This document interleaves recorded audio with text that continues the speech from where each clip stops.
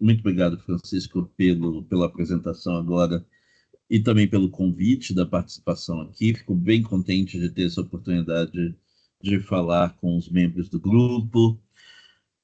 Hoje nós vamos fazer uma fala introdutória a respeito dos Critical Legal Studies, cujo objetivo principal é compreender do que se trata o movimento, qual é a proposta geral do movimento, as fases pelas quais o movimento passou, alguns dos tópicos principais a que ele se dedica e situar qual é a perspectiva política com que ele trabalha a respeito do direito.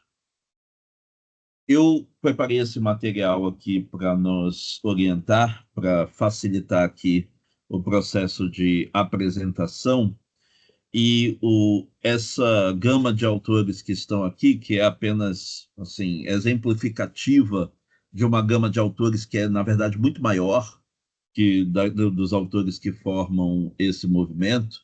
Se nós fizéssemos um quadro com todos os autores do movimento, ficaria com figurinhas bem pequenininhas, né, para nós conseguirmos enxergar, mas a apresentação que nós vamos fazer, então, tem a proposta inicial de caracterizar o que é o Critical Legal Studies dentro do contexto teórico e do contexto histórico em que ele surgiu, e daí nós seguimos a linha da exposição, passando pelo restante dos pontos que nós preparamos. Uma observação, antes mesmo de passar o primeiro slide. Quando nós falamos dos Critical Legal Studies, o modo como eles... Opa, vocês deixaram de ver aqui o compartilhamento? Não, a gente está vendo. Agora sim. caiu. Agora saiu. Ele caiu primeiro para mim. Eu próprio não estava vendo aqui. Vamos ver se eu volto agora. Acho que voltou. Voltou. Então, a tradução que normalmente se usa para Critical Legal Studies são os estudos jurídicos críticos, e quando você traduz dessa maneira a expressão, fica parecendo que se trata de um movimento que entenda que ele próprio já engloba, já abarca todas as abordagens críticas dentro do direito, ou todas as abordagens de esquerda com viés mais radical dentro do direito, o que absolutamente não é verdade. Ele é um movimento bem específico, que surgiu predominantemente nos Estados Unidos, como nós vamos ver, que tem uma época específica da sua manifestação, trabalha com uma série de referenciais e metodologias, mas ainda assim está muito mais confinado a um universo bem específico e que conversa com vários outros movimentos críticos de esquerda na concepção do direito, na forma de teorizar e analisar o direito, em que há parentescos muito claros com o modo como funciona, por exemplo, o marxismo jurídico. Mas há parentescos muito claros também com o pós-modernismo jurídico. Há parentescos muito próximos de como compreendem os membros da teoria crítica ou da Escola de Frankfurt com relação ao direito. Então, na verdade, Critical Legal Studies é o nome de um fenômeno, de um movimento bem específico surgido nos Estados Unidos, como nós vamos caracterizar daqui a pouco. Então, para início da nossa caracterização, como o Francisco, quando falou comigo, disse que seria interessante nós fazermos uma referência inicial ao modo como o Critical Legal Studies se compara, ou como ele se... Opa! Isso. Como é que ele se compara, principalmente com a tradição do marxismo. Então, eu selecionei um slide específico para fazer isso aqui no início, e aí sim, logo depois eu falo sobre o contexto histórico de surgimento e sigo os outros pontos da exposição.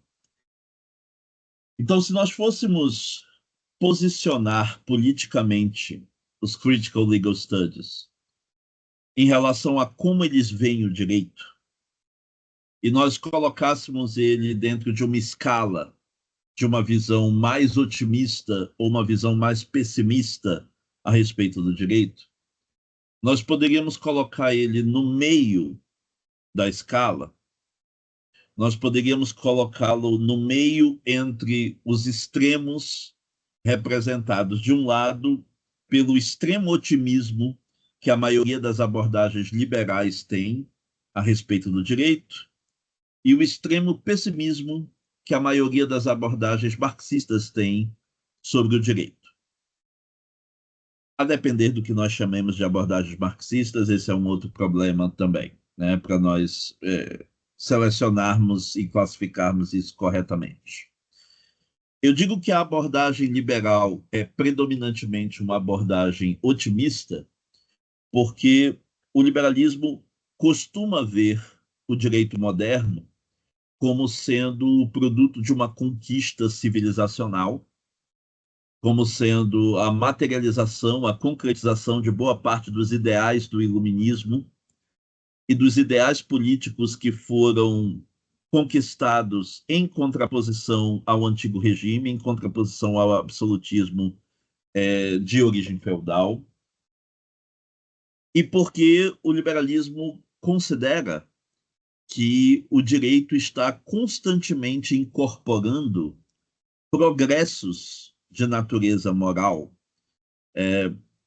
aprendizados, crescimentos significativos em termos da nossa perspectiva de justiça e do nosso ganho de compreensão moral sobre a sociedade como um todo, a tal ponto de que o liberalismo espera que, através do direito, se realize plenamente, ou pelo menos na maior medida possível, e numa medida cada vez maior com o passar do tempo, aqueles que são os ideais morais mais caros à sociedade ocidental, mais caros àquelas sociedades que se orientam a partir dos referenciais do iluminismo.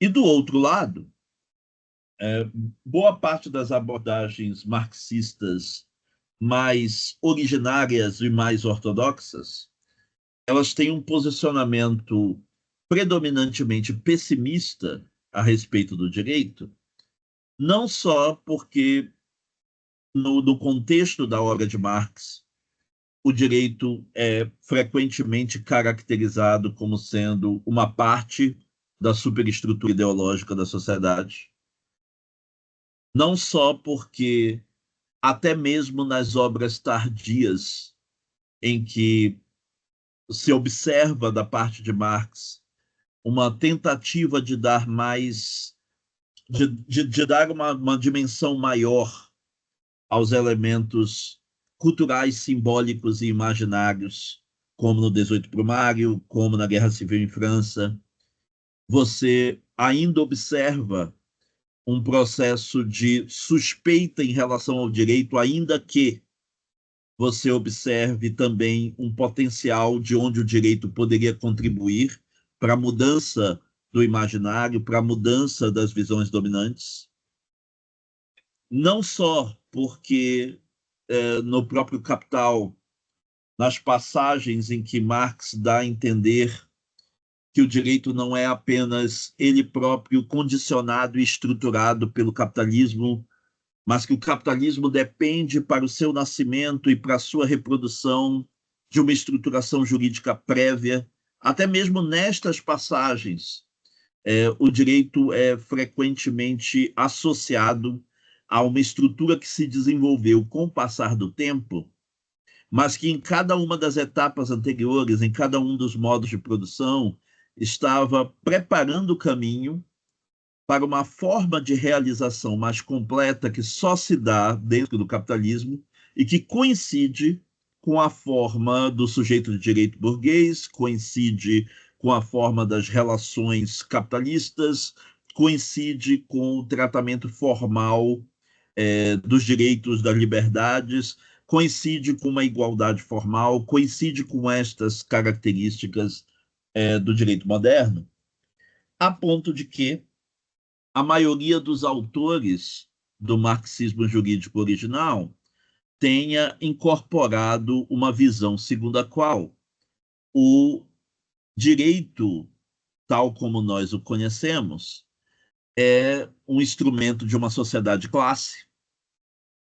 Ele é o reflexo do modo como privilégios de classe são mantidos dentro de uma sociedade desigual.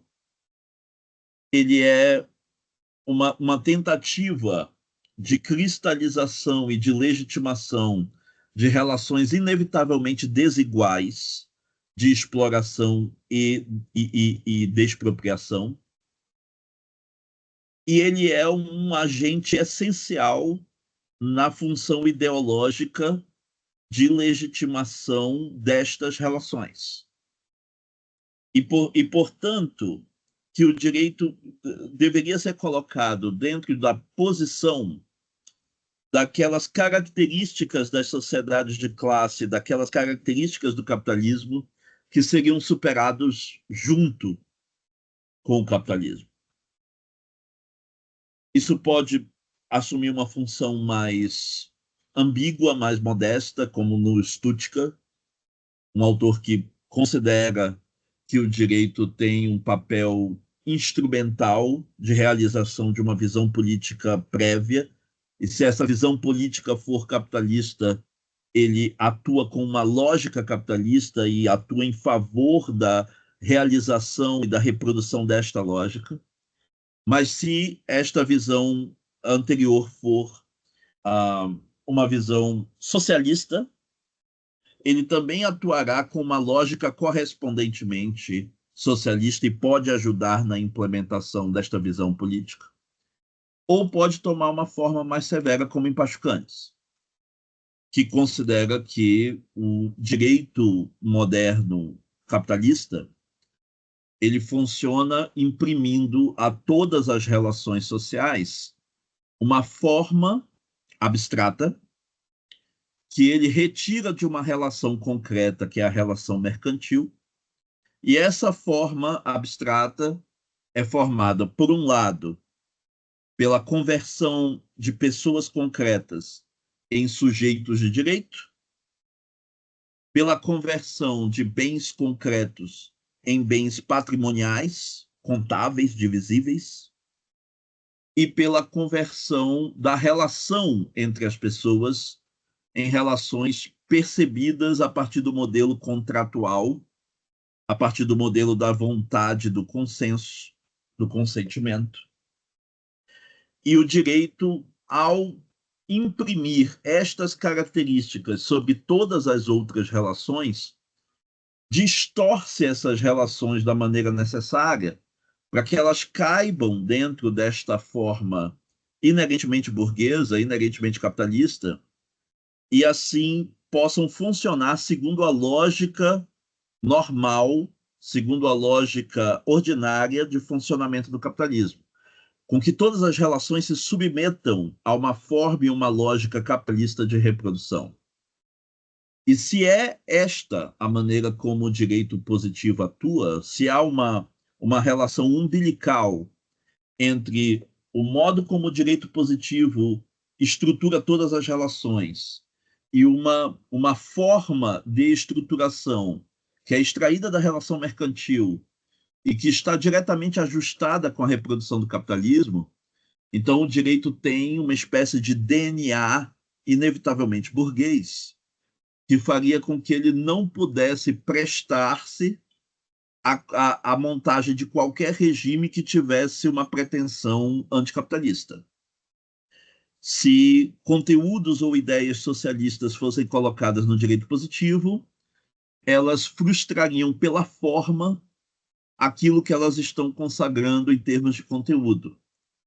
Elas implementariam aquele conteúdo socialista numa forma e numa lógica de compreensão e de aplicação que é essencialmente burguesa e que sabotaria por dentro, sabotaria do ponto de vista formal a realização destes mesmos ideais. De tal maneira que, então, para o Pachucanes, uma sociedade pós-capitalista é necessariamente uma sociedade pós-jurídica, uma sociedade que tenha aprendido a resolver os seus conflitos a partir de outras modalidades não jurídicas de solução.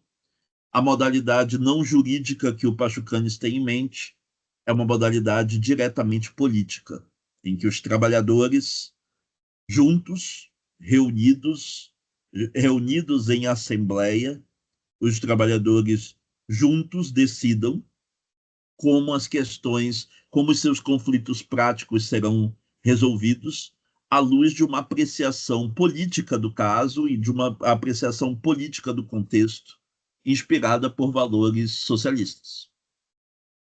Então, este posicionamento condena o direito a ser inevitavelmente um instrumento de classe, condena o direito a ser inevitavelmente burguês, a servir inevitavelmente à lógica do capitalismo e a frustrar qualquer possibilidade anticapitalista que se tente por meio dele, a ser, neste caso, um cavalo de Troia que pode contaminar e sabotar qualquer tentativa de luta anticapitalista que tome a forma jurídica.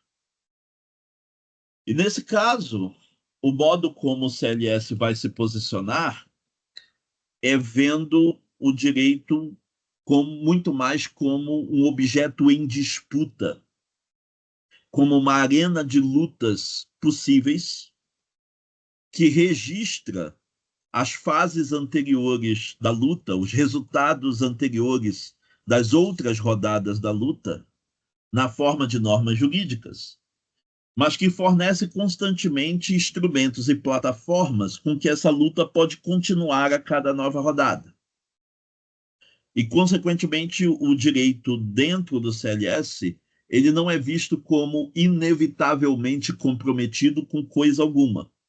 Ele não é um instrumento neutro, que pode ser utilizado para qualquer regime, ele não é um instrumento neutro porque ele é feito dentro de uma certa sociedade, a sociedade de conflito de que nós vamos falar daqui a pouco.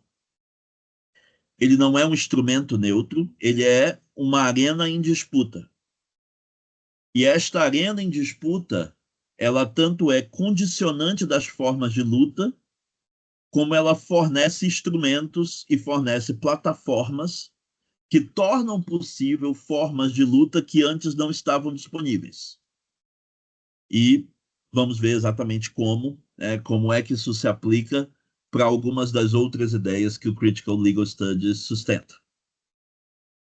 Falando agora mais em concreto sobre a abordagem do Critical Legal Studies, o contexto de nascimento desse movimento é no final dos anos 70, anos 78 e 79, quando o Estado norte-americano e o direito norte-americano estavam passando por uma crise de credibilidade que tinha sido detonada pelo final da Guerra do Vietnã, vindo à tona as mentiras que o Estado norte-americano tinha contado durante a guerra, os desvios de recursos, as mortes que haviam sido omitidas, o financiamento de grupos terroristas fora dos Estados Unidos, as intervenções dos Estados Unidos em regimes democráticos do terceiro mundo. E isso provocou uma situação geral de descredibilidade que, quando se juntou com a influência dos movimentos sociais da época, sobretudo com a influência do movimento dos direitos civis e a influência da segunda onda do movimento feminista, deflagrou uma denúncia geral de que o direito norte-americano talvez devesse ser visto como sempre tendo tido uma ligação umbilical com a desigualdade, com a manutenção do poder e do privilégio, sempre tenha servido como um instrumento de invisibilização de injustiça e sempre tenha sido parceiro daqueles que estão nos privilégios das condições de poder. E por isso, esse ambiente de discussão crítica, de revisão crítica do direito norte-americano, era o ambiente ideal em que um conjunto de intelectuais que tinham todos eles inclinações radicais de esquerda, ou pelo menos mais radicais do que aquelas que eram as abordagens hegemônicas da época, se uniram para formar um movimento, para formar uma associação, para fundar uma revista de divulgação do seu pensamento, para ter eventos constantes de encontro e para fazer com que passasse a existir, enquanto um movimento unificado, com um nome próprio, uma abordagem dentro do direito norte-americano que estivesse identificado com essa posição radical de esquerda. Nós vamos melhorar um pouquinho essa caracterização nos próximos itens, conforme a gente for tornando tudo isso um pouquinho mais concreto. O nascimento dos estudos jurídicos críticos se dá numa conferência na Universidade de Wisconsin. O que tinha acontecido? Havia uma conferência anual dos professores de direito, da Associação Nacional Norte-Americana dos Professores de Direito, que ocorria, lógico, uma vez por ano, por isso anual. E em 1978, havia se selecionado como tema para essa conferência as abordagens críticas no direito. Mais especificamente, a pergunta: onde estão as abordagens críticas do direito? E, devido a como essa pergunta soou no clima intelectual da época, várias das universidades acreditaram que o evento seria dedicado a fazer uma crítica do governo norte-americano, uma crítica da tradição cultural e jurídica norte-americana, e várias dessas universidades se recusaram a financiar os seus professores a participar desse evento. Disseram que os professores não seriam financiados, que as suas faltas não seriam desconsideradas, que havia um desencorajamento de participar do evento, porque o evento tinha a reputação de ser comunista e de atender a interesses estrangeiros anti-americanos. E por isso, vários dos professores que normalmente participavam desse evento deixaram de participar. Os que não deixaram de participar, os que financiaram do próprio bolso a sua participação e pagaram o preço que tivessem que pagar institucionalmente para isso, foram exatamente aqueles que mais estavam interessados em discutir sobre as abordagens críticas do direito. E por isso, o evento, embora amplamente esvaziado, acabou reunindo todos aqueles que tinham abordagens mais críticas e mais radicais do mesmo lugar. E há uma semana que eles passaram juntos, acabou resultando em que, ao final daquela semana, eles fizessem um manifesto de fundação do movimento dos Critical Legal Studies, fundassem uma associação de que todos os participantes se tornaram associados, e uma revista destinada às primeiras publicações dos membros deste movimento. Então, tudo começa a partir desta conferência de Wisconsin em 1978. Ela vai se repetir em Wisconsin em 79 e em 80, fixando os termos de como a associação vai funcionar dali para frente. E, a partir dali, passa a haver um encontro anual só dos estudos jurídicos críticos, um encontro anual daqueles que participaram do primeiro encontro, em 78, e dos que se juntaram depois a este movimento. O propósito do movimento, segundo o que eles dizem no manifesto, é desenvolver uma crítica sistemática do direito a partir de uma perspectiva que eles chamam radical de esquerda. Eles dizem no manifesto que o direito norte-americano tem oscilado entre posições mais conservadoras e mais progressistas dentro de um mesmo espectro essencialmente liberal. que o liberalismo tem sido a teoria, tem sido o ponto de vista político dominante dentro do direito norte-americano, e as variações que existem de ideologia política entre os juristas é se você tem liberais mais de direita ou liberais mais de esquerda, liberais clássicos ou liberais mais igualitários, liberais que acreditam no livre mercado, aqueles que acreditam num Estado social. Esse é o máximo de oscilação, é o máximo de contraposição que se encontra dentro do espectro político do direito norte-americano. E que não existiu ainda, dentro da história do direito norte-americano, um movimento que representasse uma visão decididamente de esquerda. Uma visão que não fosse apenas a esquerda do liberalismo clássico, mas ainda dentro do liberalismo. Uma visão antiliberal, uma visão que rompe com qualquer lealdade ao sistema capitalista, uma visão que rompe com o individualismo típico do liberalismo, uma visão que rompe com aqueles que são os ideais do iluminismo, uma visão verdadeiramente radical de esquerda, que esta posição jamais tinha existido na história dos Estados Unidos e que o CLS se propunha a ser isso. O CLS se propunha a representar esta posição pela primeira vez dentro do espectro cultural norte-americano. O que eles identificam como seu adversário é o modo tradicional de fazer direito, o modo tradicional de compreender e de aplicar o direito. Mas esse modo tradicional ele está inspirado numa visão política. Ele está inspirado no liberalismo como sua visão política.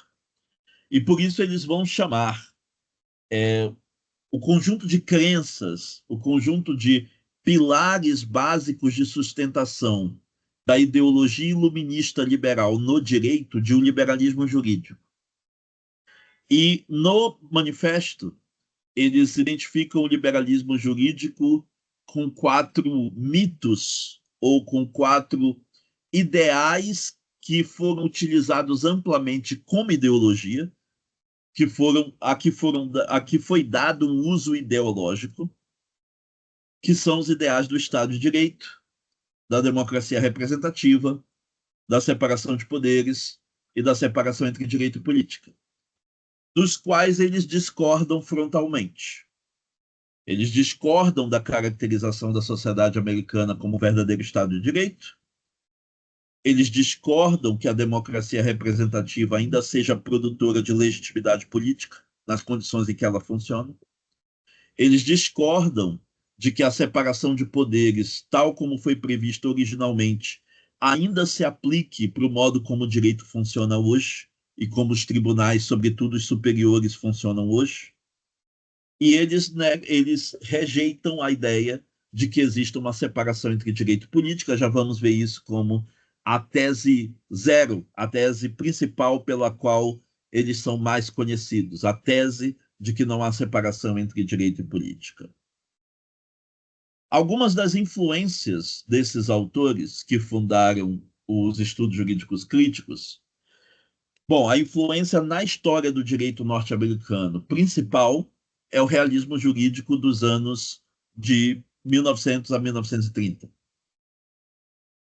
Várias das ideias do realismo jurídico, como a ideia de que existe uma indeterminação infinita das normas, uma discricionariedade infinita das decisões, e que diante dessa indeterminação e dessa discricionariedade, nós podemos usar o direito para o fim político de construir um certo tipo de sociedade. Todas essas ideias são herdadas pelo CLS. Todas essas ideias estão presentes no imaginário do CLS, embora o CLS olhe para o realismo jurídico dos anos 1900 a 1930 como sendo um movimento que estava excessivamente limitado no seu escopo político, pelo fato de que a maioria dos seus integrantes eram liberais, eram pragmatistas, comportamentalistas, empiristas e igualitaristas liberais. E por isso há uma modéstia daqueles que eram os ideais políticos com que o realismo jurídico tinha trabalhado. Eles próprios se veem como um realismo jurídico que guinou a esquerda, da mesma maneira como eles caracterizam a abordagem do direito e economia, da análise econômica do direito, como um realismo jurídico que guinou a direita. Os dois herdeiros do realismo jurídico são, neste caso, de um lado, a análise econômica do direito e, do outro lado, o CLS. Há uma influência do marxismo e vários dos autores da primeira geração do CLS são marxistas, ou, no mínimo, pós-marxistas, que utilizam alguma versão revisada, transformada, adaptada ou atualizada da teoria marxista. Vários deles são influenciados pelo pós-estruturalismo francês, sobretudo por Foucault, Lacan, Deleuze. Vários deles são influenciados pelo pós-modernismo e pela desconstrução, sobretudo por Lyotard e Derrida. Vários deles têm abordagens inspiradas na psicanálise, não só na psicanálise freudiana, mas em outras abordagens psicanalistas posteriores. E vários deles estão vindo também da tradição dos estudos de raça, principalmente da teoria racial crítica, e dos estudos de gênero, sobretudo do feminismo. E, a partir desse conjunto todo de influências, se montou um movimento que é extremamente heterogêneo, extremamente diverso, difícil de ser caracterizado em termos das suas posições principais. É mais fácil você falar das posições de certos autores do que você falar da posição do movimento em geral. Aquilo que o movimento como um todo tem em comum é o que ele rejeita.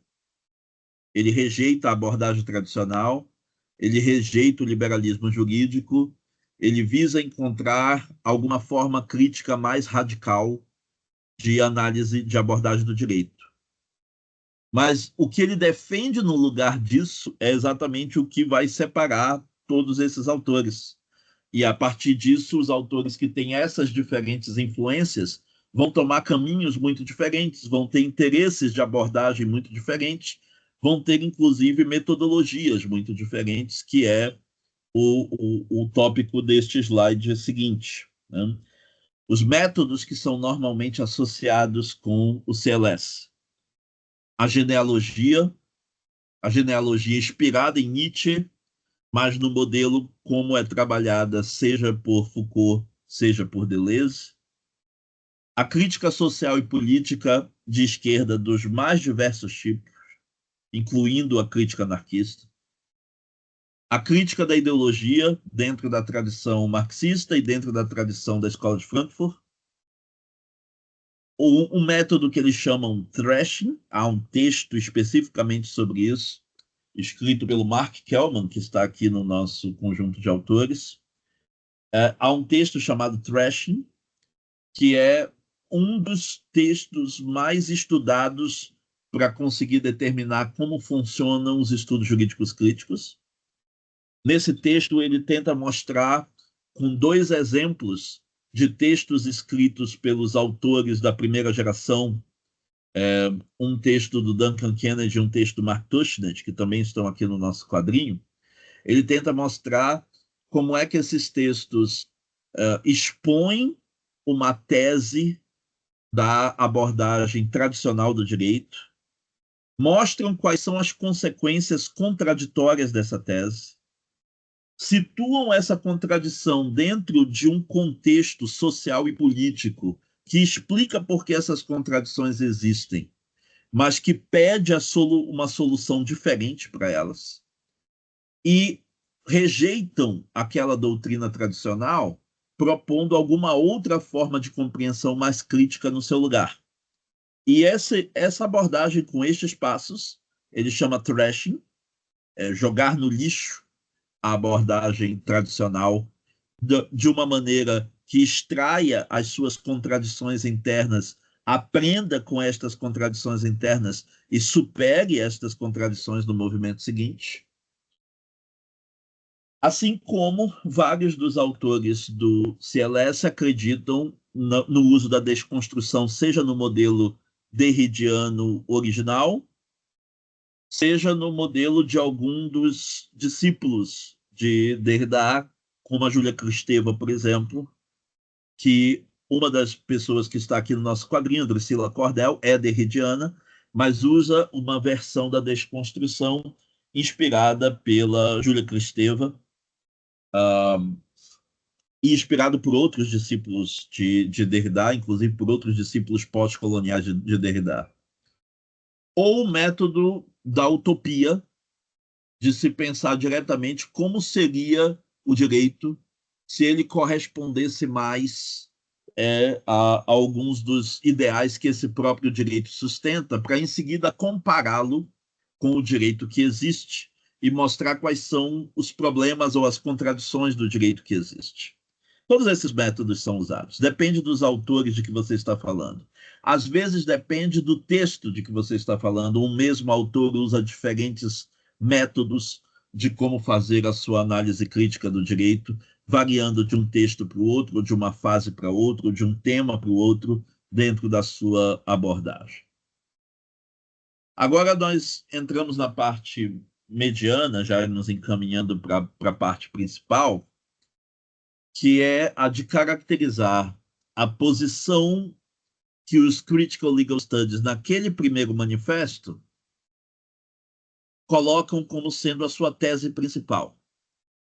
A tese que produz a ruptura fundamental com a abordagem tradicional. Essa tese é a de que não há separação entre direito e política, e essa tese pode ser entendida de várias maneiras. O Francisco viu eu fazer uma apresentação em que eu passo por várias versões do que essa tese poderia significar. Nós não temos como fazer isso aqui, isso toma um certo tempo. Então eu vou fornecer a vocês uma versão que é suficientemente aceita por vários deles do que esta tese significa. Ela significa que, seja para compreender o direito, seja para aplicar o direito a um caso concreto, é impossível fazer isso de um modo que não tome uma posição política prévia nos conflitos existentes dentro da sociedade entre dominadores e dominados dos mais diversos tipos, das mais diversas naturezas. Que nós estamos num certo tipo de sociedade caracterizado pelo conflito entre dominadores e dominados, em que toda questão jurídica ou toda solução de caso concreto contribui para avançar a agenda de um ou a agenda do outro, e, portanto, é impossível se posicionar sobre qualquer questão jurídica ou sobre qualquer caso concreto de uma maneira que fale ou que deixe de avançar a agenda ou de dominadores ou de dominados, e que deixe de tomar posição num conflito político que está em curso. É neste sentido que não existe separação entre direito e política. Não há nenhuma posição jurídica que seja uma posição não política. Não há nenhuma posição jurídica que deixe de tomar posição num conflito político existente entre dominadores e dominados. Por isso, quando eles vão explicar o modo como funciona essa tese, eles geralmente partem de uma contraposição de duas visões possíveis que você pode ter sobre a sociedade em que você está. Duas visões que são bem simplificadas, bem caricaturais, mas que servem bem para, do ponto de vista didático, mostrar qual é a diferença entre como o CLS vê o direito na sociedade e como a abordagem tradicional vê o direito na sociedade. Eles dizem que é uma diferença que está no nível da ontologia social ou no nível do que você considera que a sociedade é. Em que tipo de sociedade você acredita que nós estamos ou que nós vivemos? E, segundo eles, a abordagem tradicional, a visão liberal, ela sustenta uma ontologia social de consenso, ou o que eles chamam de uma sociedade de consenso. Uma sociedade de consenso é uma sociedade em que todos nos tratamos uns aos outros como livres e iguais. É uma sociedade em que todos temos os mesmos direitos e esses direitos são igualmente respeitados. É uma sociedade em que, embora nós tenhamos interesses individuais divergentes, é possível encontrar interesses coletivos comuns, e as normas são feitas a partir desses interesses comuns. Elas realizam esses interesses comuns, elas configuram como esses interesses comuns serão defendidos e alcançados. E nesta sociedade nós estamos todos no mesmo barco. Existe aquilo que prejudica a todos, existe aquilo que beneficia a todos, e por isso nós podemos encontrar chão comum para formar uma série de acordos fundamentais que se configuram na forma de normas jurídicas segundo as quais nós estamos vivendo. Essa é uma sociedade de consenso. E essa é a imagem da sociedade que é proposta pela abordagem liberal.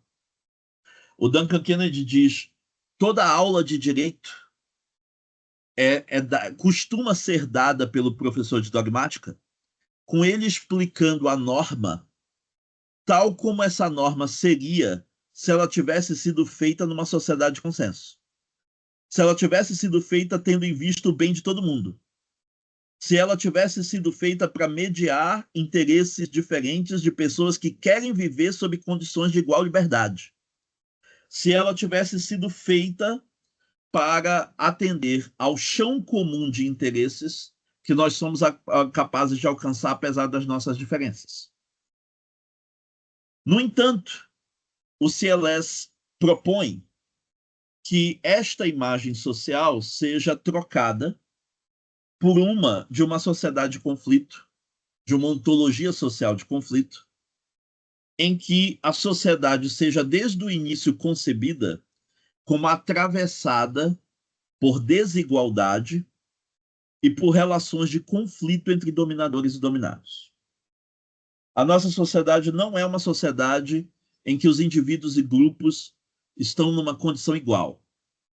Ela é uma sociedade extremamente desigual, em que existe privilégio de um lado e existe exploração do outro, em que existem grupos historicamente privilegiados que querem manter a sua condição de privilégio e expandi-la, e existem grupos historicamente excluídos e perseguidos que querem resistir contra esta perseguição, contra esta exclusão, e que querem diminuir o espaço de exploração que sofrem em relação aos grupos dominadores. Quando eles dizem isto, quando eles propõem esta imagem do que a sociedade é no interior dessa imagem que se deve conceber a tese de que não há separação entre direito e política. Porque se nós estivéssemos numa sociedade de consenso, como as normas seriam o chão comum dos nossos interesses convergentes, realizar as normas, tais como elas foram estabelecidas, respeitando os direitos de todos os envolvidos, seria uma posição politicamente neutra em relação aos grupos.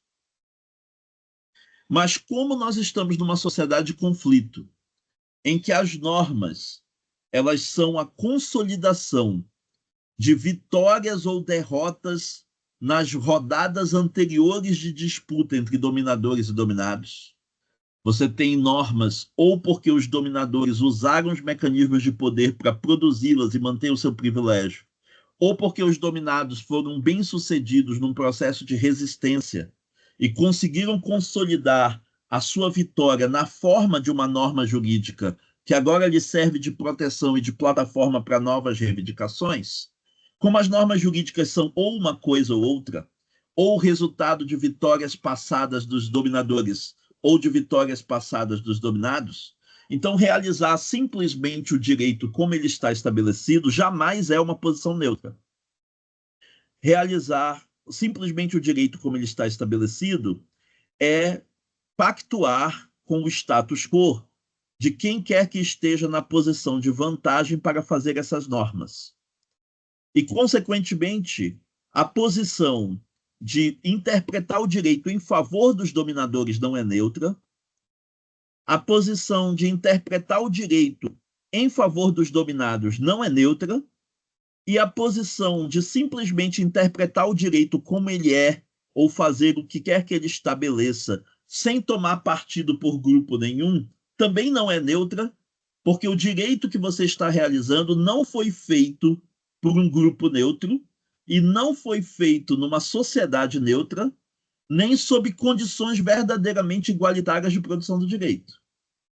Consequentemente, mesmo que você esteja tentando lavar as mãos e se manter na neutralidade da pura aplicação do direito, esta pura aplicação não é pura, ela é a aplicação do direito que foi feito num contexto de conflito e a partir das vitórias que um grupo obteve sobre outro, e, consequentemente, essa aplicação que você chama de pura aplicação do que está no direito é a continuidade destas vitórias anteriores, a continuidade da parcialidade do próprio movimento histórico de produção do direito. Consequentemente, é por isso que numa sociedade de conflito, para utilizar uma metáfora que o Tushnet tornou famosa, não é possível construir uma casa reta num solo torto. Não é possível fazer isso. A casa que você constrói reta seria reta se ela estivesse num solo reto. Esta mesma casa construída num solo torto vai ter a mesma inclinação do solo. E, portanto, o projeto de retidão, se ele depende diretamente de uma sociedade de conflito que é enviesada em relação aos grupos que participam deste conflito, ela não tem como resultar em nenhum tipo de imparcialidade ou de neutralidade. É a ruptura da ideia de imparcialidade ou da própria possibilidade de imparcialidade que está no núcleo da tese de que não há separação entre direito e política. Um exemplo real, que é o exemplo que eu utilizei também na exposição que o Francisco viu, e que eu vou utilizar novamente agora, porque ele é extremamente didático. Ele é um exemplo utilizado pelo Duncan Kennedy num artigo em que ele, antes de abordar o tema do artigo, que é sobre formalismo e antiformalismo na interpretação do direito, antes de abordar o tema do artigo, ele propõe a você um exercício de imaginação. Ele diz: imagine que você é um juiz na cidade de Detroit, em 1978, quando está ocorrendo a famosa greve geral de ônibus. Em 1978, todas as linhas de ônibus entraram em greve na cidade de Detroit e eles fizeram uma greve de 100% da frota, o que era, à luz da lei federal da época, ilegal. A lei federal pedia a manutenção do mínimo de 20% da frota circulando, porque o transporte era um serviço essencial e porque o direito de greve não é um direito absoluto. Ele é um direito que precisa ser conciliado com o direito de ir e vir das pessoas e os direitos que elas só podem atender a partir desse direito ou a partir do seu transporte. E por isso, ao manter uma greve de 80%, com 20% ainda circulando, você realiza a greve, porque os 80% estão em greve, mas você mantém 20% da frota circulando, realizando também os direitos dos passageiros, os direitos das pessoas, dos indivíduos, dos trabalhadores, que não serão prejudicados no seu direito de ir e vir, apenas serão incomodados sob as condições em que isto vai acontecer. Então, essa greve, que tinha 100% de adesão da frota, ela foi declarada ilegal pelos tribunais de Detroit. À altura em que você, como juiz, entra no caso, essa declaração de ilegalidade já aconteceu. Ela já foi declarada ilegal. Como ela foi declarada ilegal, se usou uma outra regra que decorre dessa, que autoriza os empresários de ônibus a contratarem funcionários temporários para fazerem os 20% de frota circular. À altura em que o processo chega com você, essa contratação já foi feita.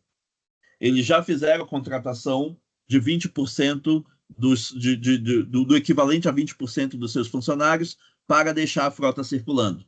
Os ônibus já estão prontos para sair da garagem na madrugada da manhã seguinte. Mas eles são impedidos de sair porque os grevistas originários, os grevistas, fazem um ato na frente de cada uma das garagens em que eles se deitam no chão para impedir que os ônibus saiam, fazendo com que os ônibus só pudessem sair se eles atropelassem as pessoas, se eles matassem as pessoas. E por isso conseguem reter por mais um dia os ônibus dentro das garagens, embora as pessoas estejam lá para trabalhar, o ônibus esteja com combustível, tudo está pronto para que a frota circulasse, eles continuam presos dentro da garagem. Então, os empresários de ônibus entram com um pedido liminar pedindo que os protestantes, aqueles que estão na frente das garagens, sejam removidos sob força policial, na alegação de que eles estão abusando do seu direito de greve e estão impedindo que os empresários exercitem o seu direito a colocar 20% da frota circulando. E é nesta situação que o processo chega na sua mesa. É nessa situação que o processo chega até você, e você é o juiz encarregado de decidir o que fazer nesse caso. Diz o Duncan Kennedy que se a sua formação jurídica tradicional tiver sido bem sucedida, tiver sido bem feita, você a essa altura tem o seu imaginário suficientemente restrito e limitado a imaginar que você não tem outra coisa a fazer nessa situação que não remover as pessoas que estão protestando. Porque, você diria, eu até simpatizo com a condição dos grevistas, mas a greve já foi declarada ilegal, essa contratação temporária é autorizada pela lei, se eles estão impedindo a circulação dos 20% de frota, isso é abuso do direito de greve, e, consequentemente, se justifica aqui o uso da força policial. Esta cadeia de conclusões, aparecendo como sendo a única solução possível do caso, ela é o exato resultado pretendido pela formação jurídica tradicional e pela abordagem jurídica tradicional. Só que o Kennedy usa esse caso para ilustrar o tipo de libertação do imaginário de esquerda que pode ser produzido por uma formação crítica. Então, o Kennedy pede que você imagine o que o juiz faria nessa situação, comparando o que faria o jurista tradicional e o que faria o jurista crítico diante daquele caso concreto. E ele diz que o jurista tradicional, ele ignoraria o contexto social político, que eu já vou dizer qual é, e mandaria remover os protestantes à força por abuso do direito de greve. Qual é o contexto social político que ele está ignorando? Aquilo que o Duncan Kennedy diz que o jurista crítico saberia, mas o jurista tradicional não só não saberia, como não ligaria, não daria importância nenhuma a isso. Qual é o contexto social político? É o contexto da evolução do direito de greve no tempo, na história, nos Estados Unidos. Quando é que essa lei que manda que 20% da frota esteja circulando foi aprovada?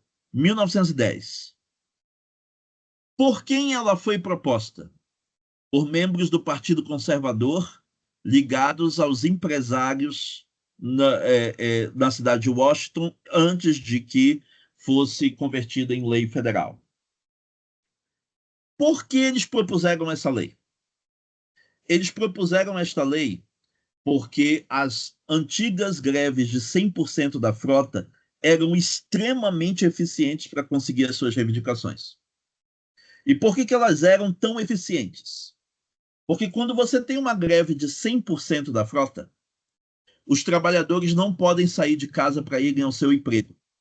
Então, eles ficam em casa durante os dias da greve, recebendo os seus salários normalmente porque estão sendo impedidos de frequentar o emprego por um motivo que não tem a ver com a sua vontade.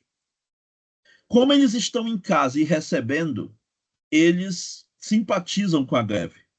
Eles simpatizam com os grevistas e apoiam os grevistas.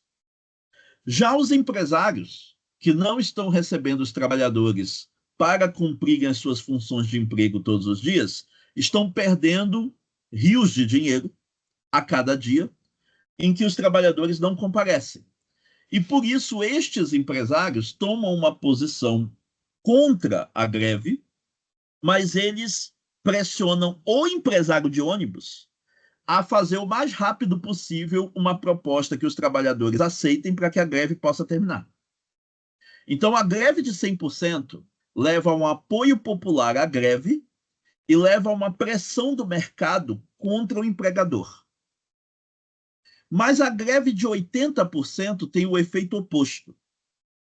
Se tem 20% da frota circulando, os trabalhadores ainda terão que ir para os seus empregos. Só que agora eles pegarão transportes muito mais atrasados, muito mais lotados, muito mais desconfortáveis e muito mais inseguros. E isso os coloca contra a greve.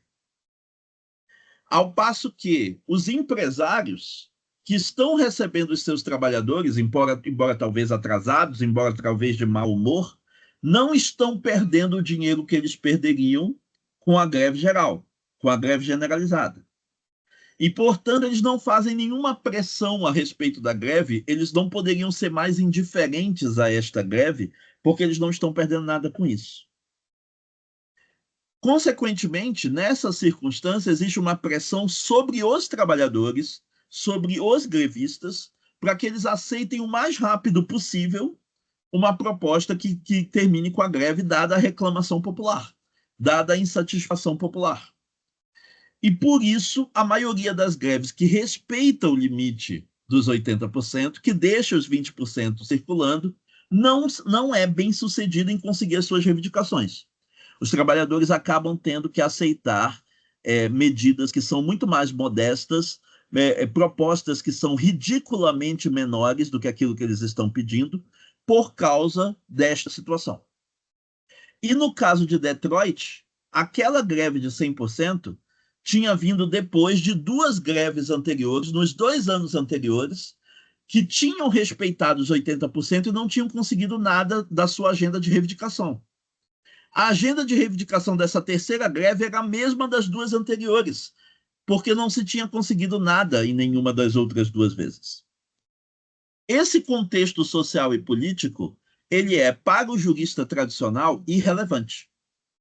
Ele é irrelevante porque o jurista tradicional ele faz uma ligação entre ideias abstratas. Ele faz a ligação de que, bom, se não respeitou os 20%, então é ilegal. Se é ilegal, então a contratação é legítima. Se a contratação é legítima, mas estão impedindo a circulação, é abuso do direito de greve. Se é abuso do direito de greve, então força policial se justifica. Enquanto que o Duncan Kennedy espera do jurista crítico é que ele coloque este caso concreto no interior do conflito situado a que ele pertence. Veja, dentro desse contexto histórico, social e político, e que o Crit, né, que é o nome do jurista crítico, o Crit se coloque na posição em que ele se alinhe explicitamente com os subalternos, nesse caso com os trabalhadores, e tenha a proposta de buscar, através dos instrumentos e possibilidades que o direito oferece, aquela que melhor possa fazer avançar a agenda dos subalternos.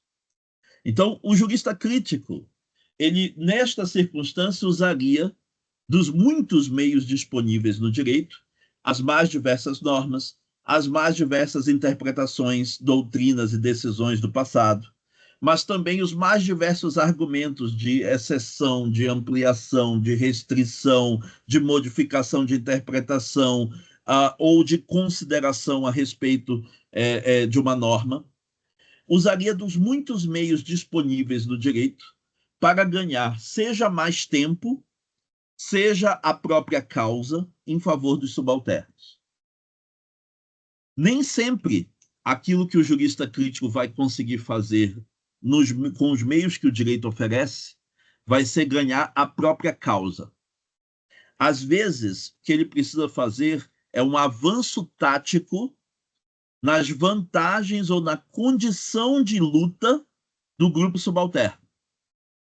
E ele dá duas sugestões do que o jurista crítico poderia fazer, em que ele não ganharia a causa, mas ele ganharia tempo. E, nesse caso, tempo é fundamental, porque tudo que a greve geral precisa para ser bem-sucedida é de tempo. Com mais alguns dias, ela vai obter os seus efeitos. Então, o Duncan Kennedy dá uma sugestão número 1.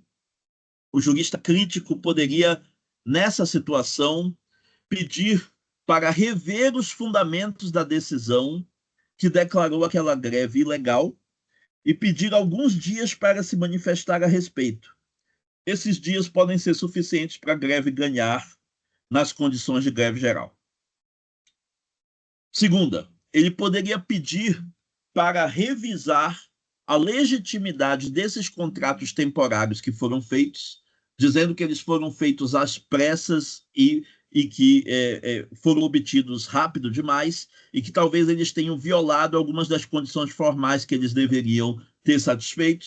Então, vamos rever sistematicamente esses contratos que foram feitos. Peço algumas semanas para fazer essa revisão, suficiente para ganhar a causa também. Nesse caso, você não ganha a causa, né? Você ganha a disputa, dando tempo aos trabalhadores. Ou você pode ter estratégias para ganhar a causa. Você poderia, por exemplo, pegar tudo aquilo que eu disse sobre a história do direito de greve nos Estados Unidos, pegar tudo isso e colocar na fundamentação de uma decisão, mostrar o que foi que aconteceu com o passar do tempo, quais têm sido os resultados das greves anteriores na cidade de Detroit, para, ao final, dizer que não tem condições de se sustentar a decisão anterior de que a greve é ilegal, porque a exigência dos 20% de frota parte do pressuposto de que ela não está frustrando o direito de greve, quando, na verdade, empiricamente é possível demonstrar que ela está. Aliás, a regra dos 20%, quando ela é justificada para a população ou quando ela é explicada nos livros de direito, ela é explicada como se ela fizesse parte de uma sociedade de consenso. Você diz, não, é porque o direito de greve não é absoluto, você tem que conciliar o direito de greve destes trabalhadores com o direito de ir e vir dos outros trabalhadores, como se estes outros trabalhadores estivessem reivindicando a pauta de irem ao emprego, como se eles estivessem reivindicando a pauta de terem o transporte necessário para chegar ao seu emprego. Quando, na verdade, esta justificativa, que se dá em nome dos trabalhadores, ela, na verdade, esconde uma agenda que, dentro da sociedade de conflito, favorece o empresário. Só que isso não vai poder ser anunciado dessa maneira, porque a sociedade de conflito em que nós vivemos não é uma sociedade de conflito confessa.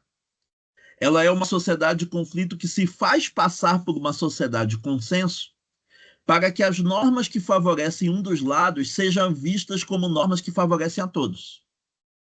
E isso se exemplifica exatamente nesta norma que pede o mínimo dos 20% de frota.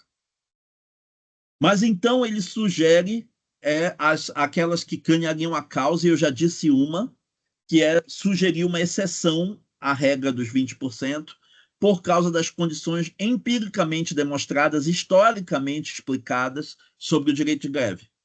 Ou você pode fazer aquilo que o juiz real desse caso fez em Detroit, que foi comparar os grevistas que estavam deitados no chão com outras manifestações de protestantes deitados no chão para protestar em favor do meio ambiente ou em favor do direito das mulheres, e reinterpretar o que eles estavam fazendo, não como uma frustração do direito do empresário, mas sim como um exercício da sua liberdade de expressão e de manifestação, e o exercício de um direito constitucional, dizendo, já que se trata de direito constitucional, se os empresários de ônibus quiserem recorrer dessa decisão, eles terão que recorrer a uma corte constitucional, a Suprema Corte dos Estados Unidos, e esperar o tempo normal da Suprema Corte para obter o resultado da sua decisão.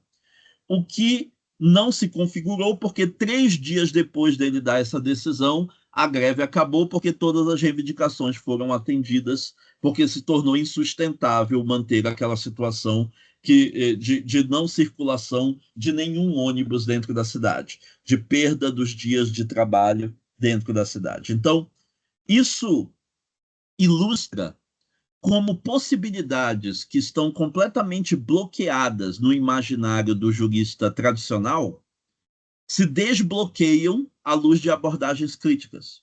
A partir do momento que você tem o compromisso prévio com defender o avanço da agenda dos subalternos, o seu imaginário de como utilizar os meios jurídicos disponíveis muda e você desbloqueia novas possibilidades de interpretação e de decisão que antes não seriam sequer visualizadas pelo jurista tradicional.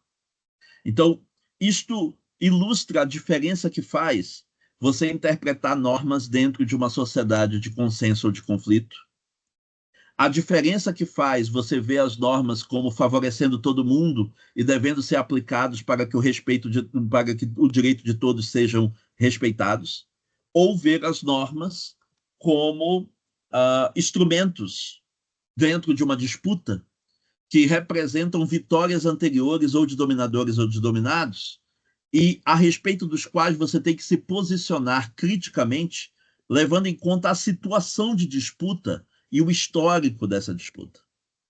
É o que é a posição que ele pede ao jurista crítico. E aí vamos agora para a parte final da nossa apresentação. Os Critical Legal Studies têm 4 focos principais de crítica: a crítica da legislação existente, ou do direito positivo existente, a crítica da teoria da decisão e das decisões concretas tomadas pelos tribunais, a crítica das doutrinas jurídicas, sobretudo das doutrinas jurídicas hegemônicas dominantes, e a crítica do ensino jurídico.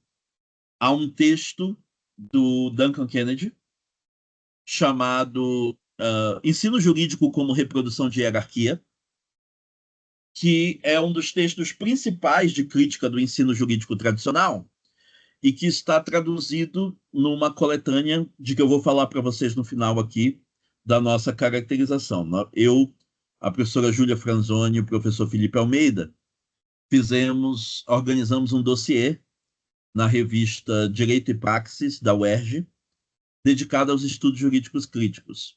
E nesse dossiê tem um editorial que nós fizemos, em que nós explicamos sobre o CLS e a história do CLS, que é uma das recomendações de leitura que eu vou fazer. Mas tem no final do dossiê as traduções que nós supervisamos, que os alunos fizeram e que nós supervisamos e revisamos, de 3 textos essenciais. E um desses textos é o Ensino Jurídico como Reprodução de Hierarquia, do Duncan Kennedy, que ilustra bem o tipo de abordagem que o CLS faz sobre esse tema. O principal lema dos estudos jurídicos críticos, como fica claro com aquele exemplo que eu dei há pouco da greve de ônibus, é o de reinterpretar e redirecionar o direito, explorando as suas incertezas em favor dos grupos subalternos. Inclusive, o Duncan Kennedy, num livro chamado Critique of Adjudication, ele explora as abordagens tradicionais sobre interpretação jurídica no início. Ele vai falar sobre o formalismo do século XIX, ele vai falar sobre o realismo jurídico, ele vai falar sobre o positivismo de Hart e Kelsen, e ele vai falar das abordagens pós-positivistas, centrando sobretudo em Dworkin. E nesse livro, o Duncan Kennedy diz que todas essas abordagens que fazem parte da história da discussão sobre interpretação jurídica, elas compartilham o mesmo pano de fundo político liberal. E que uma das formas como você vê isso, um dos sinais em que você vê isso, é o fato de que todas as abordagens sobre interpretação, elas acabam se centralizando num tema, que é o tema de como nós vamos lidar com a indeterminação das normas e como nós vamos conter a discricionariedade judicial.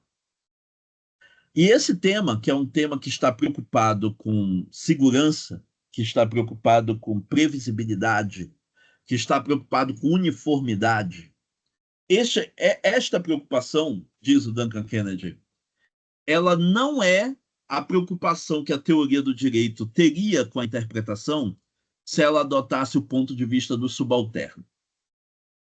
Ela é uma preocupação com aqueles que agora têm os seus direitos bem assegurados e querem continuar tendo. Ela é uma preocupação com quem tem patrimônio e investimento e quer previsibilidade de como é que estas coisas serão tratadas no futuro. Ela é uma preocupação de quem se identifica com uma classe média proprietária ou com uma classe burguesa capitalista. Porque, do ponto de vista do subalterno, a segurança e previsibilidade do direito não é um bom negócio. Ela não é um bom negócio porque boa parte dessa segurança e previsibilidade seria a promessa de que os padrões que normalmente excluem o subalterno, subjugam o subalterno, não vão ser alterados.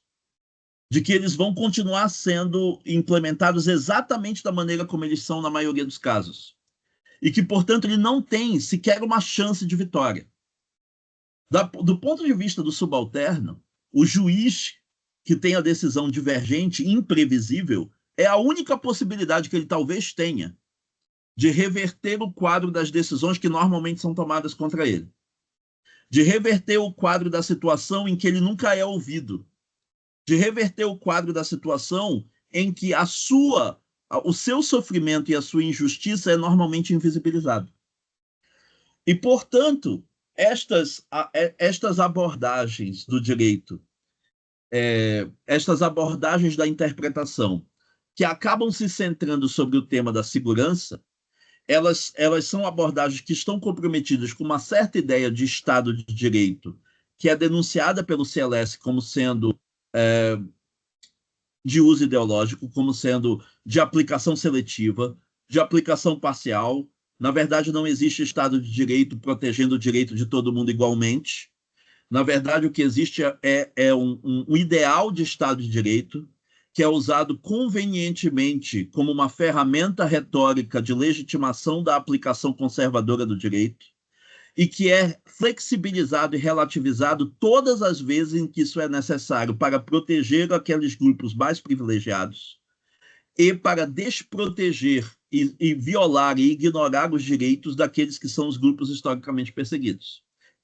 Esta é a situação real de implementação do Estado de Direito. E dentro desta circunstância, uma abordagem que tomasse o ponto de vista do subalterno, ela não estaria preocupada com previsibilidade e segurança.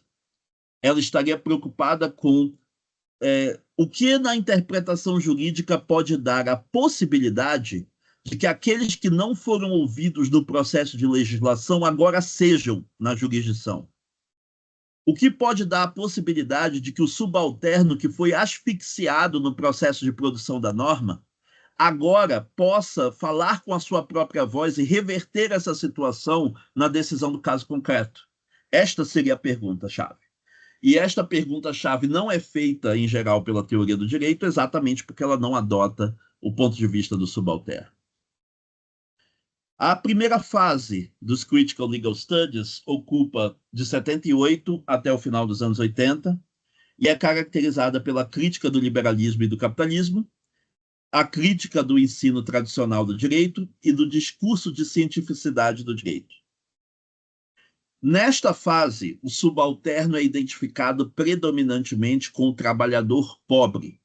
O trabalhador pobre é, em geral, a figura identificada com os subalternos com quem o Critical Legal Studies teria que se alinhar. Na segunda fase, dois submovimentos declaram a sua autonomia em relação aos Critical Legal Studies.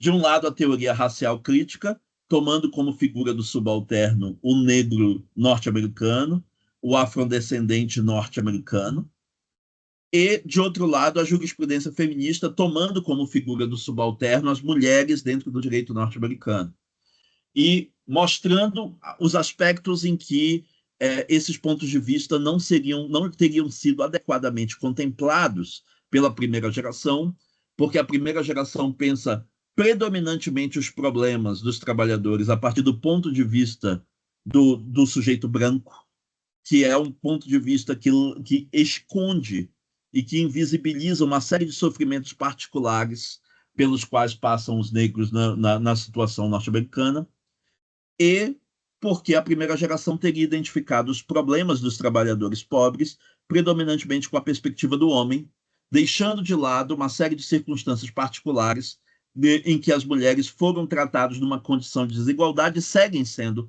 tratadas numa condição de desigualdade e opressão dentro do direito norte-americano, embora hoje em dia de formas muito mais disfarçadas, sutis ou estruturais do que elas eram antes. E isto cria a inspiração para que nos anos 90 surja uma explosão de outras abordagens, com a teoria queer do direito, a teoria crítica da deficiência aplicada ao direito, os estudos raciais asiáticos, os estudos raciais latinos, os estudos indígenas aplicados ao direito, os estudos de migração aplicados ao direito, os estudos do meio ambiente e a crítica do antropoceno aplicada ao direito, os estudos decoloniais aplicados ao direito e assim sucessivamente. Várias abordagens diferentes, várias abordagens, cada uma com a sua própria preocupação principal, cada uma preocupada com uma forma específica de opressão, com uma relação específica de dominação, cada uma tomando um sujeito vulnerável específico como subalterno com a qual ela se alinha e tentando fazer a crítica do ponto de vista deste grupo. E por isso, a partir do final dos anos 90 em diante, você tem essa espécie de fragmentação ou pulverização do movimento, em que, ao invés de um só movimento unificado, você tem várias abordagens críticas que são filhas do CLS, dentro das quais ele continua sobrevivendo como movimento. Enquanto o movimento unificado ele é muito mais fraco, ele é muito mais uma lembrança, uma referência, mas enquanto múltiplas abordagens nascidas dele, ele continua muito forte. Ele continua existindo dentro do quadro das doutrinas e ideologias políticas e jurídicas dentro dos Estados Unidos. E aí, com isso, eu vou encerrando aqui a parte da exposição.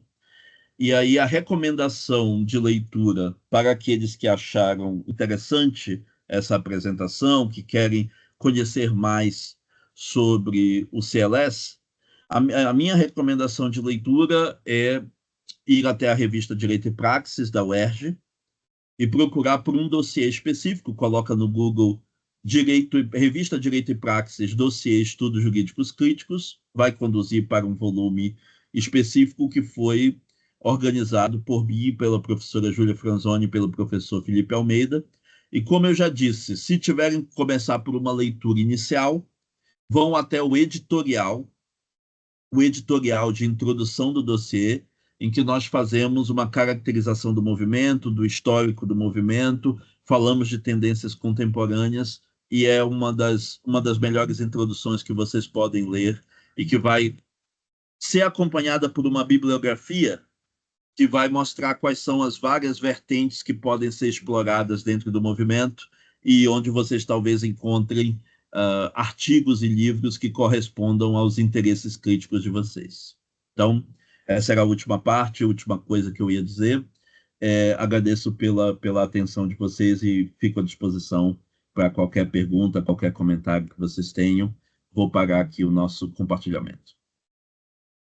Perfeito, professor. Muito, muito, muito obrigado pela sua fala. As minhas expectativas estavam altas, mas superaste elas, como de costume, né, professor? Foi muito bom mesmo. Tenho certeza que todo mundo aqui saiu com alguma coisa nova. O que eu admiro muito em ti também é a tua capacidade de analiticidade, de trazer com clareza, com precisão os conceitos, de conseguir clarificar as nossas mentes, né?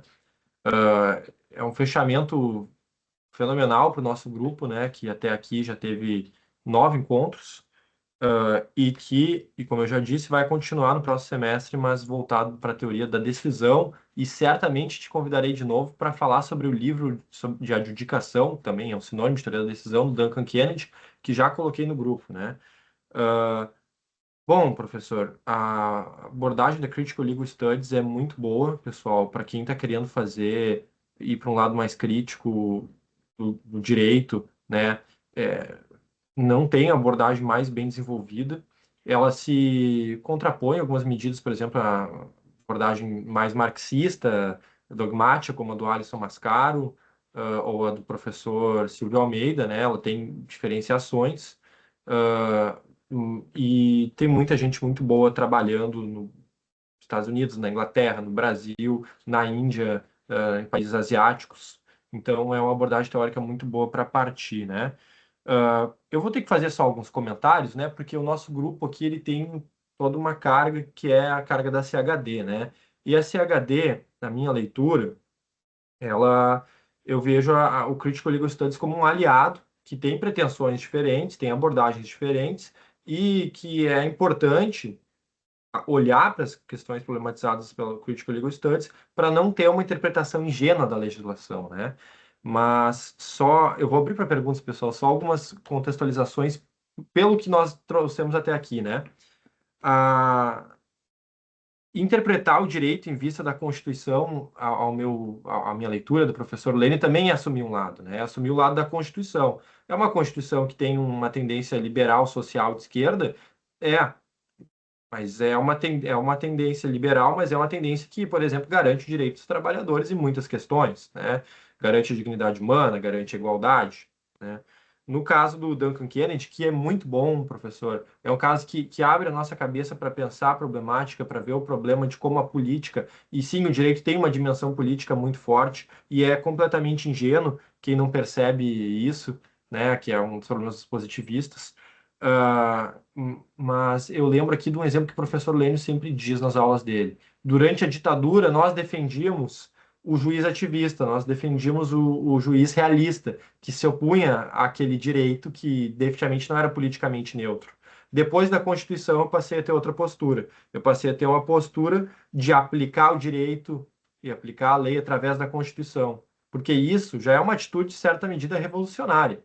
Tu aplicar a Constituição levando em consideração o artigo 5º, o artigo 6º, todos os direitos sociais que a gente tem, já é algo que mexe com as nossas estruturas e que não é plenamente consolidado, né? A, a, a abertura teórica do Critical Legal Studies é mais crítica que isso, né? Ela diz que a Constituição, por exemplo, ainda assim é um pacto de elites, né? Que em muita medida é verdadeiro, que o direito é assim, e isso é muito importante para a gente não ter uma leitura ingênua. Olha o que é as discussões sobre tributação, sobre o IOF agora. Olha, o governo federal não consegue tributar as bets, porque as bets pagam um bando de lobista, vagabundo, para estar lá impedindo que elas sejam tributadas. Um trabalhador MEI que ganha menos salário mínimo por mês é mais tributado que uma Bet. Isso é um absurdo. Isso é um absurdo. E se a gente não vê esse conchavo político e a formação do político no direito, a gente está errado, né? Então, a crítica hermenêutica do direito tem muitas diferenças? Tem, mas ela defende que tem que ter um lado na aplicação do direito e defende que temos que ter o lado da Constituição, porque, afinal de contas, é o que a gente conseguiu pactuar e os progressistas, de certa forma, saíram bem. Claro que tem muitos problemas, o trabalho que o Marcel está desenvolvendo, inclusive, é um trabalho bem crítico à nossa visão, e o exemplo metodológico do trashing, professor, é muito bom. Eu queria te perguntar algumas coisas, né, depois de fazer essas problematizações. Só uma coisa que eu falei, inclusive, lá no Coloque em Caxias, né? Que como é que a CHD responderia esse caso do Duncan Kennedy, que é um caso muito bom. Se um juiz fosse aplicar a crítica hermenêutica do professor Lênio, ele ia decretar a inconstitucionalidade dessa lei via controle difuso. Ele ia dizer que a nossa Constituição não permite isso, que não permite que uma lei trabalhe o direito de greve assim, porque desrespeita o pleno direito de greve, e que esse direito de greve deveria ser plenamente aplicado, não permitindo que esses 20% continuasse operando, porque isso seria uma deturpação, uma degeneração do direito de greve. Mas sem uma análise do Critical Legal Studies, o jurista não ia conseguir ter essa perspicácia em muitos momentos de perceber isso. Então, é muito importante. São abordagens, caminhos um pouco diferentes, mas é muito importante. Eu queria te perguntar, professor, o método do trashing, que me chamou muita atenção, achei muito interessante, parecido em alguns sentidos com a desconstrução, né, do Derrida, e também tem alguns traços hermenêuticos aí. Eu queria te perguntar, nesse caso que tu trouxeste do Duncan Kennedy, foi feito um trashing da lei? Foi feita uma explicitação disso? E depois eu queria abrir para o pessoal, né? O Arthur já levantou a mão, eu sei que o Marcel quer perguntar, eu sei que a Amanda quer perguntar, então já vão levantando a mão para termos uma fila aí, pessoal. Só te responder antes da gente ir para essa rodada de outros comentários e perguntas. Como eu disse, o CLS ele é um movimento tão heterogêneo que dentro dele, se você tivesse juristas que estão alinhados com a perspectiva dos subalternos, mas acreditam que a atual configuração da Constituição é suficiente para defender esses subalternos, ou acreditam que, embora não sendo suficiente, ela é o horizonte possível a que nós temos que nos ater agora, esses juristas não se desqualificariam automaticamente como membros do CLS. Porque, porque a ideia de utilizar o direito politicamente em favor dos subalternos é a que caracteriza o CLS. O até que ponto você faz isso e com que nível de lealdade ou deslealdade ao direito você faz isso é menos importante para a caracterização do CLS do que é o pacto com a defesa da agenda dos subalternos. Então, esta posição a que você descreveu, ela é uma posição que poderia ser defendida dentro do CLS, embora ela fosse uma posição de que vários autores mais radicais discordariam, mas isso vale para qualquer solução dada no CLS. Praticamente qualquer solução dada para aquele caso por qualquer autor do CLS seria considerada não radical o suficiente por alguém dentro do movimento, e isso é normal dentro das divergências, dentro dos desacordos que o movimento suscita. Segunda coisa, sobre o thrashing. Eu diria que aquela abordagem, a quarta possibilidade de solução, aquela em que eu abro uma exceção a partir da história do direito de greve e mostro como é que aquela regra tem sido usada para frustrar esse direito, esse é um thrashing. Essa faz todos os movimentos do thrashing. Ela diz qual é a doutrina tradicional, ela situa isso dentro de um quadro mais amplo, mostra as contradições, se contrapõe as contradições a partir de uma solução mais crítica que esteja diretamente conectada com a agenda dos subalternos. Ela faz todos os movimentos do thrashing, ela é exatamente isto. Os outros três, eu diria que se encaixam numa coisa que o Duncan Kennedy chama de uso estratégico do direito, que é o de encontrar instrumentos em que você não está dizendo na sua decisão aquele que é o verdadeiro motivo da sua decisão. Você não está explicitando inteiramente a sua agenda política, mas você está atingindo objetivos que fazem parte da sua agenda política a partir dos meios que o direito proporciona.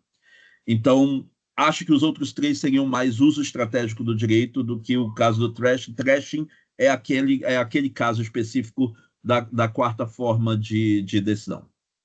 Você tinha perguntado outra coisa ou eram essas duas?